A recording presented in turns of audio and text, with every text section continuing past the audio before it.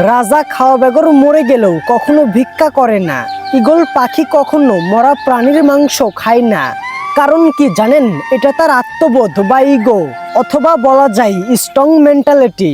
Mentality strong বানাতে চাইলে অযাচিত আগ্রহ কমিয়ে দিন, মেপে কথা বলুন এবং চলুন। কেউ যদি বেশি কথা বলে তবে তার সাথে কথা বলা কমিয়ে দিন।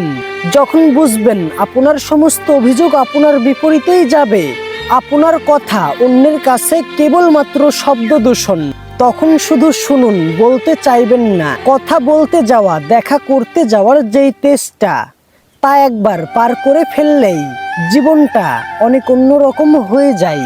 ভয়ঙ্কর কথা বলার ইচ্ছেরা গলাকে আঁকড়ে ধরে না। একসাথে পথ চলার ইচ্ছের দায় যে আপনার একার না, এটা বুঝে গেলেই ঘ্যানঘেনে ভাব চলে যাবে। তাকে ভালোবাসি কিন্তু একসাথে যাপন চাই না। কারো প্রতি এরকম ভাবে আগ্রহ চলে যাওয়ার মতো আর কঠিন কিছু নাই। আগ্রহ চলে গেলেই দিব্যি এমন একটা ভাব নিয়ে বেড়ানো যায়। কে কি বললো, কে কি ভাবলো, এগুলো নিয়ে বিরাট রকমের মাথা ব্যথা আর হয় না। মনে হয় যে যেটা জানে জানুক, সমস্যা নেই। কেউ আমার লাইফটা লিড করছে না। অন্যের কাছে গুড বজায় রাখার জন্য মানুষ অনেক কিছু হারিয়ে ফেলে, আর যারা নিজেকে হারায়নি তারা নিজেকে গুছিয়ে নেওয়ার আদম্য প্রয়াস করতে করতে হাঁপিয়ে গিয়েও হাল ছাড়ে না। নিজের মধ্যে প্রচুর পজিটিভিটি আনতে আনতে একটা সময় টের পাবেন আপনার চারপাশে নেগেটিভিটিতে ভরে গেছে। পজিটিভ মানুষ যেমন দেখতে সুন্দর, তেমনি তার স্ট্রাগলও বেশি। অনুভূতি দিয়ে কিছু হয় না, মনের ভাব প্রকাশ করার জন্য শব্দের প্রয়োজন, কাব্যের প্রয়োজন। ছোটবেলার পড়া এই সহজ ব্যাকরণটা এবারে আয়ত্ত করে নিন। ঝড়গাঝাটি স্কিলটা নিজে থেকেই কমিয়ে দিন। শব্দের কাব্যের ঘন্টাগুলো কমে গেলে মন খারাপগুলি থিতিয়ে যায়।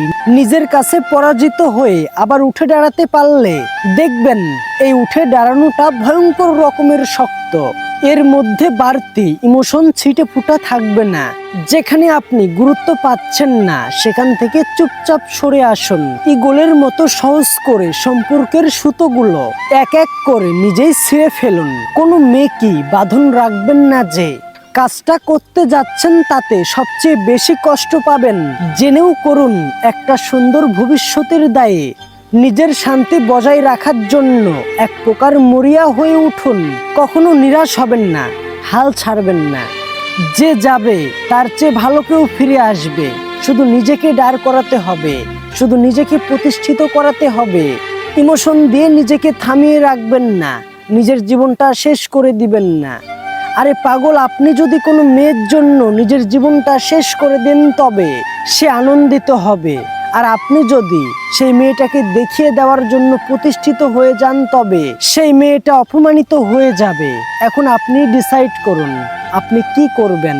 আপনি হেরে যাবেন নাকি প্রতিষ্ঠিত হয়ে দেখিয়ে দিবেন?